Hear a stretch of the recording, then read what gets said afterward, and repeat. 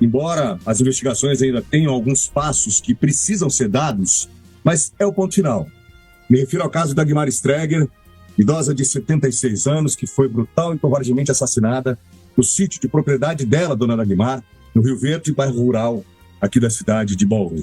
Foram 21 dias de buscas e esse trabalho não parou. Ao todo, 21 dias, embora as equipes da prefeitura tenham chegado ali no sítio e começado a trabalhar exatamente ali por volta de 30 de dezembro. E aí, alguns dias, por exemplo, eles não foram, houve fins de semana em que havia necessidade de se dar merecidamente um descanso aos servidores públicos municipais que não paravam de executar aquele trabalho. E foi um trabalho que ele foi muito complicado. A execução dele foi altamente complexa. Por quê? Porque até onde a gente conseguiu contar, mais de 25 mil toneladas de terra tiveram que ser removidas daquele ponto ali ao lado do poço para que essas escavações pudessem acontecer. E o que se tinha ali, Bizarro e Café? Tinha aquele poço, havia a informação essa, da realidade informal, passada pelo Paulo Vieira, caseiro de 55 anos, que com o auxílio da esposa, a Daniela Vieira, de 40, enfim, ele acabou relatando informalmente aos policiais civis que havia jogado o corpo da dona Dagmar naquele poço. E esse, embora isso tenha sido dado, ou essa informação tenha sido passada num depoimento informal, para a polícia foi um ponto de partida para fazer as escavações. Esse trabalho, então, começou. E aí, nesse 21º dia de escavações, ontem, por volta de entre 2h30 e 3 da tarde, as máquinas da prefeitura, e sempre isso acontecia, era um expediente utilizado diariamente.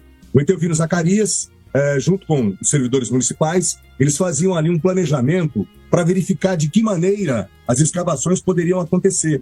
Porque, claro, você tem a chuva, você tem risco de um escorregamento de terra, e aí tudo isso coordenado pela Polícia Civil, à espera da execução desse trabalho da prefeitura, e também os bombeiros, os policiais do Corpo de Bombeiros, que tiveram que treinar as possíveis técnicas que eventualmente pudessem ser utilizadas para fazer a remoção do corpo. Então, nesse 21º dia, as equipes da prefeitura fazendo uma limpeza. Por quê? Porque no dia anterior, houve uma chuva ali naquela região de 100 milímetros. E aí aquele buraco, que já estava aberto, as células, as peças do poço, elas foram sendo retiradas, e aí chegou-se à profundidade de 30 metros. Acabei de confirmar com o Etelvino Zacarias, a profundidade total, e esse número, acabei de atualizá-lo, são 32 metros de profundidade, ou seja, acabou o poço, 30 metros, ainda haviam outros 2 metros abaixo ali, ainda, do ponto limite, ou até onde estavam as células que até então compunham o poço.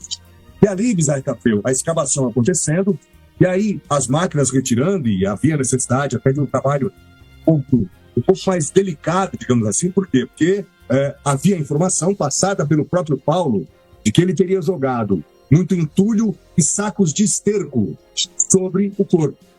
E aí, num determinado momento, a máquina ali fazendo as escavações, um pedaço, pelo menos ali, uma parte do corpo da dona Dagmar, e é um detalhe estarrecedor, mas foi exatamente assim que aconteceu, uma parte do corpo dela acabou surgindo, acabou aparecendo.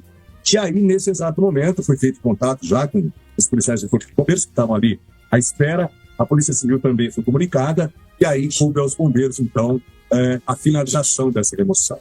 O corpo da dona Dagmar, como já era esperado, ele estava em adiantado estado de decomposição, e ela apresentava, o crânio apresentava um ferimento grave. Muito provavelmente, isso confirma a informação que havia sido passada informalmente pelo próprio Paulo Vieira, de que ele teria assassinado, então, a dona Dagmar com uma pancada muito forte, um golpe muito violento, utilizando um pedaço de madeira. E aí, agora, o corpo, enfim, tudo aquilo que foi encontrado, que foi possível de encontrar, foi encaminhado ao Instituto Médico Legal para que agora haja um exame mais detalhado, e inclusive o documento dela também foi encontrado ali naquele local. O Paulo e a Daniela, num determinado momento, Café e Bizarra, eles imaginaram que haviam cometido o crime perfeito. Eles tinham tirado a vida da dona Dagmar, jogado o corpo de ponta cabeça ali naquele poço, não sem antes cometer ali essa execução com um pedaço de madeira. E aí o que eles fizeram? Logo assim, o passo seguinte foi exatamente roubar o carro, levar aquele carro utilitário da dona Dagmar. Esse carro acabou sendo levado. Mas há informação, e a gente já trouxe isso no início, embora a polícia guarde ali os documentos bancários, até por causa da quebra de sigilo, até porque é uma prova técnica, né? A polícia precisa desses documentos que serão enviados pelos bancos, até para que se confirme a movimentação nas contas bancárias da dona Dagmar. Mas já havia essa informação. Então, a movimentação nas contas da idosa e também o roubo desse utilitário. O casal sai de Bauru, vai primeiro para Tatuí. Em Tatuí, eles trocam o carro por uma caminhonete. Com essa caminhonete, eles voltam para Bauru, entregam a caminhonete para um traficante, trocam por um outro carro e aí eles vão até o estado do Paraná. Nesse momento, as investigações elas já estavam acontecendo, porque por volta do dia 19 de dezembro, os vizinhos, os amigos, a dona Dagmar trabalhava como feirante. Os vizinhos, tanto das feiras como as pessoas que vivem próximas ali da propriedade, essas pessoas notaram a falta, a ausência da dona Dagmar. E aí a polícia foi comunicada. De imediato as buscas começaram e aí no local, né, na casa onde viviam os caseiros, a polícia já detectou que ali havia alguma coisa de muito estranho. Investigações prosseguiram até que, no estado do Paraná, o casal foi preso num acampamento de ciganos, quando tentaria trocar o veículo que eles tinham trocado alguns dias antes aqui em Bauru por um outro carro na tentativa de fugir. O Paulo, num dado momento, Café e Bizarro, ele chegou a colocar a culpa, ele chegou a culpar o filho de 14 anos como a pessoa que teria dado o golpe fatal na dona Dagmar. Porém, essa versão acabou sendo desconstruída porque esse adolescente que está num abrigo na cidade de Avaré, ele relatou a um colega ali de quarto o que teria efetivamente acontecido, ou seja, confirmando que o pai, o Paulo Vieira, de 55 anos, foi quem golpeou de maneira covarde, brutal, cruel, a dona Dagmar. Os próximos passos agora visam fundamentalmente confirmar, especialmente a dinâmica de onde teria acontecido o assassinato. E por que isso vai ser importante? Porque a polícia, num dado momento, Café Bizarro, ela abre mão dessa prova técnica. Porque a cena de crime, onde a dona Dagmar teria sido assassinada, teria sido ali, a poucos metros da boca do poço. Ou seja, esse local foi todo alterado. As escavações alteraram e acabaram prejudicando, obviamente, aquela que pode ter sido a cena de crime. Então a polícia abre mão de tudo isso para que as escavações fossem feitas, mas ao final dessas escavações, há a principal prova técnica, ou seja, o corpo da dona Dagmar sendo encontrado. Agora, tecnicamente, a situação funciona assim.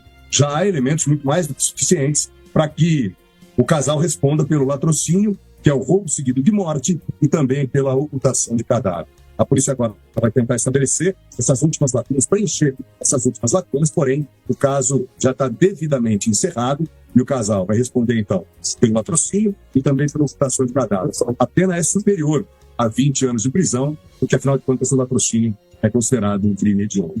Fecho dizendo o seguinte: o trabalho dos servidores públicos municipais, aqueles operadores de máquina, das duas escavadeiras, da pá carregadeira e até do caminhão que estava ali para fazer a remoção da terra, o trabalho foi de excelência absurda.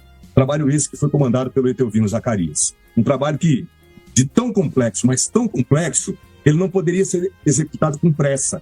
Ele tinha que ter muita cautela, até pelos riscos. Um buraco de 30 metros de profundidade, havia o risco ali de escorregamento de terra.